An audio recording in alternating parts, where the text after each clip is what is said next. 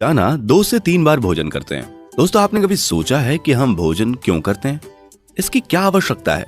और हम जो भोजन करते हैं उसमें हम फल, सब्जियां और अनाज ही क्यों खाते हैं? लकड़ी, पत्थर या मिट्टी क्यों नहीं खाते? और हमारे पेट में भोजन का पाचन कैसे होता है? आज हम इस वीडियो में इन सभी पहलुओं के बारे में जानने वाले हैं, तो बने रहिए हमारे साथ वीडियो के अंत तक और चैनल को सब्सक्राइब करना मत भूलिए। तो हम सबसे पहले जानते हैं कि हम भोजन क्यों करते हैं। तो हमें जीवित रहने के लिए और हमें हमारे काम करने के लिए एनर्जी की आवश्यकता होती है, और हमारे शरीर की वृद्धि, विकास और रोगों से लड़ने के लिए भी भोजन की जरूरत पड़ती है।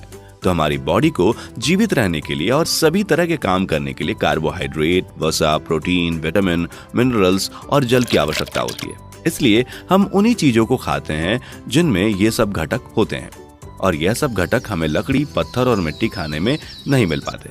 जबकि फल, सब्जियां, दाल, अनाज खाने से हमें यह सब घटक इनमें आसानी से मिल जाते हैं। अब जानते हैं कि जो हम भोजन करते हैं उसका पेट में पाचन कैसे होता है। हमने अभी यह तो जान लिया है कि हमारे भोजन में कार्बोहाइड्रेट, प्रोटीन, वसा, विटामिन और मिनरल्स जैसे पोषक तत्व होते हैं, लेकिन ये सब जटिल पदार्थ होते हैं, इसलिए शरीर इनका उपयोग सीधे इसी रूप में नहीं कर पाता है। तो शरीर को इन जटिल पदार्थों को सरल पदार्थ में तोड़ना होता है।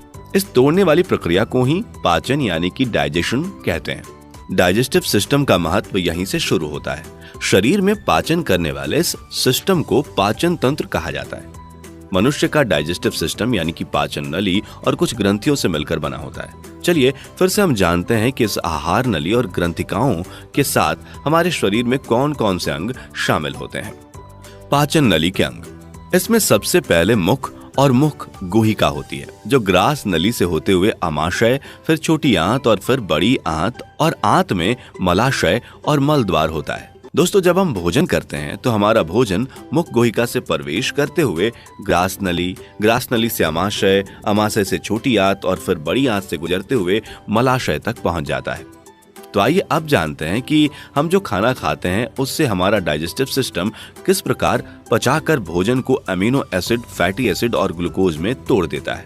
हमारे डाइजेस्टिव सिस्टम में भोजन को पचाने के लिए हमारे शरीर में 6 मुख्य ऑर्गन भाग लेते हैं। इसमें पहला हमारा मुंह, दूसरा स्टमक यानी कि आमाशय, तीसरा लिवर, चौथा पेनक्रियाज ग्लैंड यानी कि अग्नाशय ग्रंथि, पांचवा इस्तेमाल इंस्टेटाइन यानी छोटी आंत, और छठा लार्ज इंस्टेटाइन यानी कि बड़ी आंत शामिल है। Process of digestion.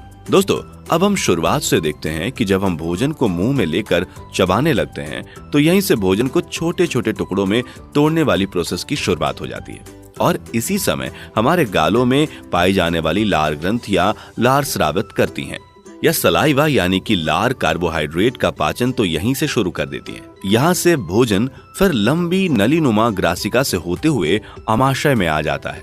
यहाँ इसमें HCl मिल जाता है, जो भोजन के साथ आए हुए हानिकारक बैक्टीरिया को यहीं मार देता है, और फिर आमाशय की भीतरी दीवार पाचक रस स्रावित करती है, जो प्रोटीन और फैट के पाचन में मदद करते हैं। लेकिन भोजन का आमाशय में पूरी तरह से पाचन नहीं हो पाता। आमाशय से अधपचा भोजन स्मॉल इंस्टेटाइन यानी छोटी आंत में चला जाता है। यह छोटी आंत एक कुंडलित नली होती है। इसकी लंबाई लगभग 7.5 मीटर होती है। ये पाचन तंत्र का सबसे बड़ा भाग होता है।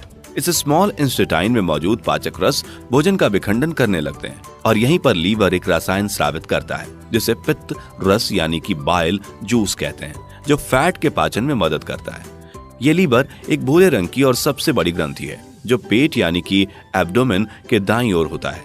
इसके द्वारा स्रावित होने वाला बाइल जूस एक थैले जैसे अंग में संग्रहित रहता है, जिसे गॉल ब्लैडर यानी कि पित्ताशय कहते हैं।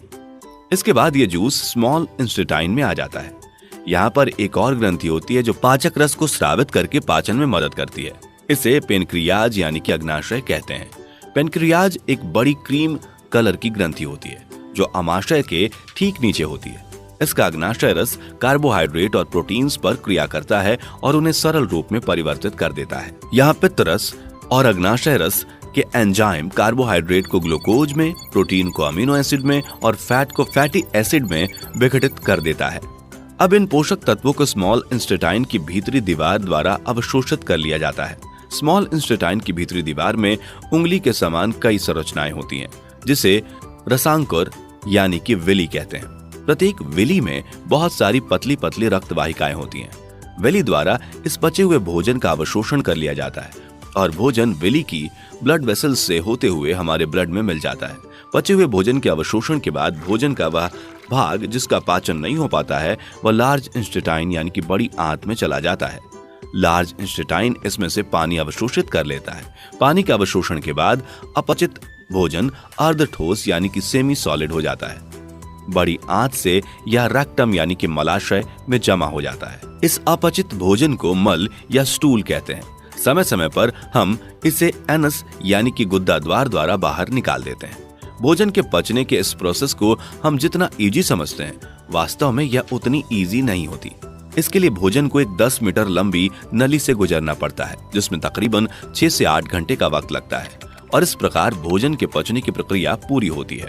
दोस्तों, आज का हमारा ये वीडियो आपको कैसा लगा नीचे कमेंट करके जरूर बताइएगा। अगर आपको पसंद आया हो तो इसे लाइक और शेयर करें और इस तरह के इम्पोर्टेंट और नॉलेजफुल वीडियो देखने के लिए चैनल को सब्सक्राइब करना बिल्कुल मत भूलें।